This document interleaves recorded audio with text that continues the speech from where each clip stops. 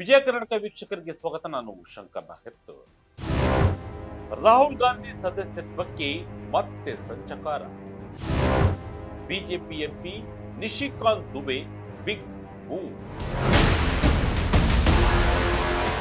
ಸ್ನೇಹಿತರೆ ನಮಸ್ಕಾರ. ನಿಮಗೆ ನೆನಪಿರಬಹುದು 2023ರಲ್ಲಿ ಲೋಕಸಭೆ ವಿರೋಧ ಪಕ್ಷದ ನಾಯಕ ರಾಹುಲ್ ಗಾಂಧಿ ತಮ್ಮ ಸಂಸದ ಸ್ಥಾನವನ್ನ ಕಳೆದುಕೊಂಡಿದ್ದರು.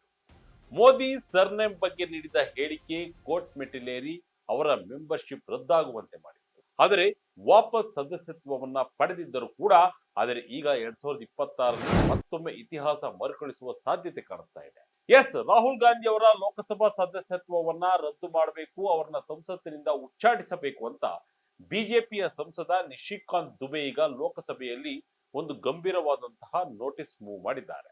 ಇದನ್ನ ಸಬ್ಸ್ಟಾನ್ಸಿಸ್ ಮೋಷನ್ ಅಂತ ಕರೀತಾರೆ. ಅಂದ್ರೆ ಇದು ಸುಮ್ಮನೆ ಒಂದು ದೂರಲ್ಲ ಅಥವಾ ಪ್ರಿವಿಲೇಜ್ ಮೋಷನ್ ಅಲ್ಲ. ಇದು ನೇರವಾಗಿ ರಾಹುಲ್ ಗಾಂಧಿ ಅವರ ಸದಸ್ಯತ್ವವನ್ನೇ ಟಾರ್ಗೆಟ್ ಮಾಡಿರುವ ಪ್ರಕ್ರಿಯೆ.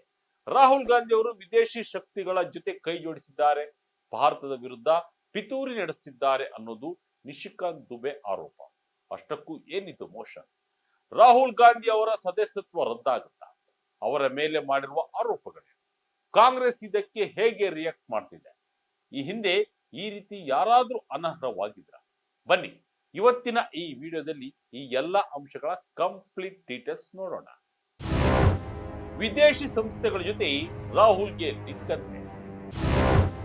ಸೋರ್ಸ್ ಫೋರ್ಡ್ ಫೌಂಡೇಶನ್ ಉಲ್ಲೇಖ. ಮೊದಲಿಗೆ ಬಿಜೆಪಿಯ ಸಂಸದ ನಿಶಿಕಾಂತ್ ದುಬೆ ಅವರು ಮಾಡಿರುವ ಸೀರಿಯಸ್ ಆರೋಪಗಳ ಬಗ್ಗೆ ನೋಡೋಣ.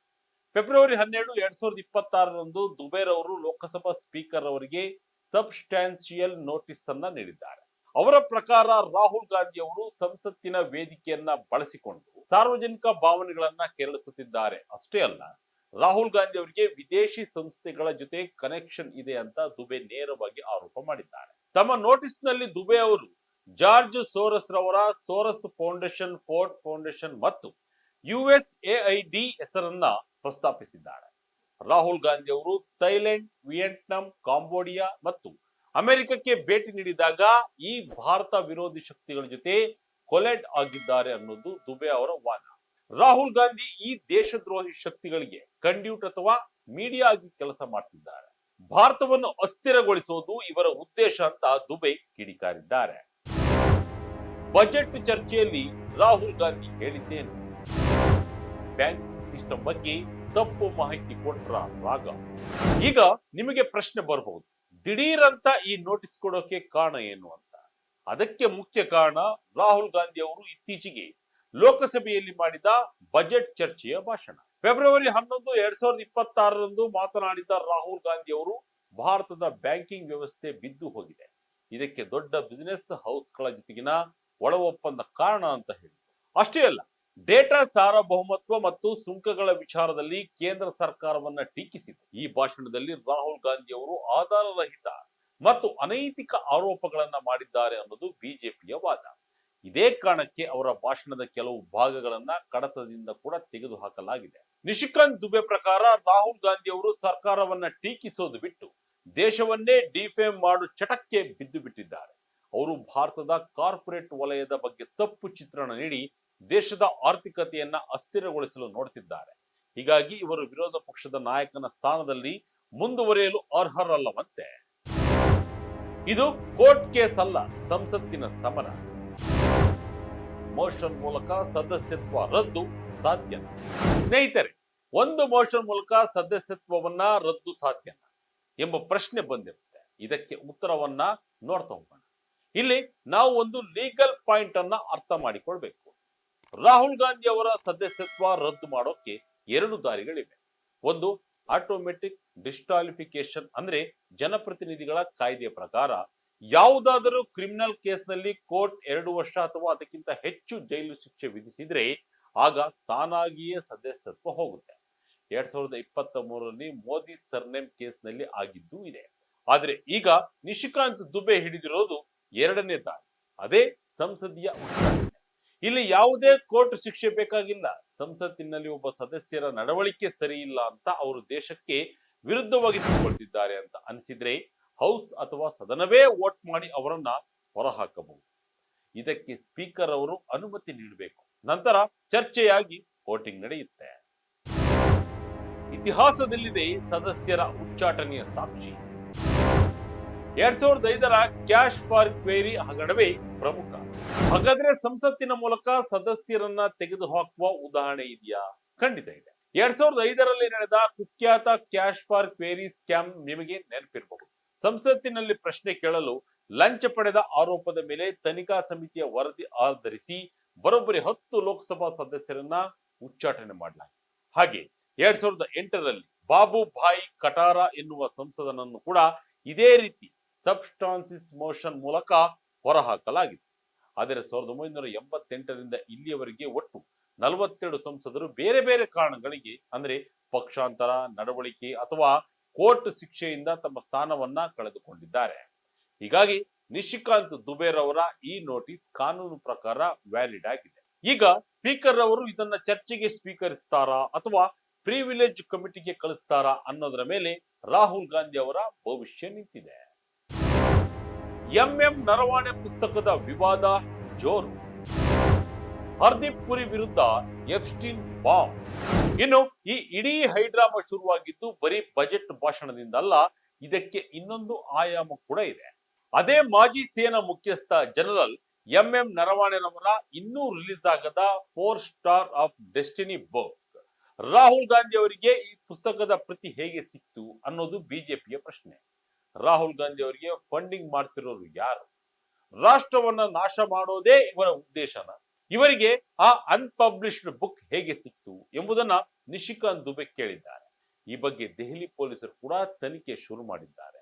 ಕ್ರಿಮಿನಲ್ ಪಿತೂರಿ ಆರೋಪದಡಿ ಪೆಂಗ್ವಿನ್ ಇಂಡಿಯಾ ಪಬ್ಲಿಷರ್ಸ್ ಟೀಮ್ಗೆ 15 ಪ್ರಶ್ನೆಗಳ ನೋಟಿಸ್ ನೀಡಲಾಗಿದೆ. ಇನ್ನು ನಿನ್ನೆಯಷ್ಟೇ ರಾಹುಲ್ ಗಾಂಧಿ ಅವರು ಕೇಂದ್ರ ಸಚಿವ ಹರ್ದೀಪ್ ಸಿಂಗ್ ಪುರಿರವರ ವಿರುದ್ಧವೂ ವಾಗ್ದಾಳಿಯನ್ನ ನಡೆಸಿದ್ದರು. ಎಪ್ಸ್ಟೀನ್ ಫೈಲ್ಸ್ ವಿಚಾರ ಪ್ರಸ್ತಾಪಿಸಿ ಮಾಜಿ ಡಿಪ್ಲೊಮ್ಯಾಟ್ ಆಗಿದ್ದ ಪುರಿರವರ ವಿರುದ್ಧ ಗಂಭೀರ ಆರೋಪವನ್ನ ಮಾಡಿದ್ದರು. ಇದು ಕೂಡ ದೊಡ್ಡ ವಿವಾದಕ್ಕೆ ಕಾರಣವಾಗಿದೆ. ನಮ್ಮನ್ನ ಬೇಕಾದ್ರೆ ನೇಣಿಗೆ ಹಾಕಿ ಎಂದ ವೇಣುಗೋಪಾಲ್. ದುಬೆ ನಡೆಗೆ ಕಾಂಗ್ರೆಸ್ ನಾಯಕರ ಆಕ್ರೋಶ. ಇನ್ನು ಬಿಜೆಪಿಯ ಈ ನಡೆಯ ವಿರುದ್ಧ ಕಾಂಗ್ರೆಸ್ ನಾಯಕರು ಕೆಂಡಾಮಂಡಲವಾಗಿದ್ದಾರೆ. ಕಾಂಗ್ರೆಸ್ ಸಂಸದೆ ರೇಣುಕಾ ಚೌಧರಿರವರು ನಿಶಿಕಾಂತ್ ದುಬೆ ವಿರುದ್ಧ ವ್ಯಂಗ್ಯವಾಡಿದ್ದಾರೆ. ನಿಶಿಕಾಂತ್ ದುಬೆ ಅವರಿಗೆ ಕೇಂದ್ರ ಮಂತ್ರಿಯಾಗುವ ಆಸೆ ಇದೆ. ಅದಕ್ಕಾಗಿಯೇ ಅವರು ಹೀಗೆ ರಾಹುಲ್ ಗಾಂಧಿ ವಿರುದ್ಧ ಮಾತನಾಡಿ ಮೋದಿ ಅವರ ಗಮನ ಸೆಳೆಯೋಕೆ ನೋಡ್ತಿದ್ದಾರೆ. ಇದರಲ್ಲಿ ಯಾವುದೇ ಹುರುಳಿಲ್ಲ ಅಂತ ರೇಣುಕಾ ಚೌಧರಿ ಹೇಳಿದ್ದಾರೆ. ಅಷ್ಟೇ ಅಲ್ಲ, ಬಿಜೆಪಿ ಸಂಸದರಿಗೆ ಪ್ರಿವಿಲೇಜ್ ಮೋಷನ್ ಅಂದ್ರೆ ಏನು ಅಂತಾನೆ ಗೊತ್ತಿಲ್ಲ ಅಂತ ಲೇವಡಿ ಮಾಡಿದ್ದಾರೆ. ಇನ್ನು ಕಾಂಗ್ರೆಸ್ ನಾಯಕ ಕೆಸಿ ವೇಣುಗೋಪಾಲ್ ಅವರಂತೂ ಫುಲ್ ಗರಂ ಆಗಿದ್ದಾರೆ. ಹಿಂದಿನ ಬಾರಿ ರಾಹುಲ್ ಗಾಂಧಿ ಸದಸ್ಯತ್ವ ರದ್ದು ಮಾಡಿದ್ವಿ, ಆದ್ರೆ ಜನ ಅವರನ್ನ ಇನ್ನೂ ಹೆಚ್ಚಿನ ಮಾರ್ಜಿನ್ ಅಲ್ಲಿ ಗೆಲ್ಲಿಸಿದ್ರು.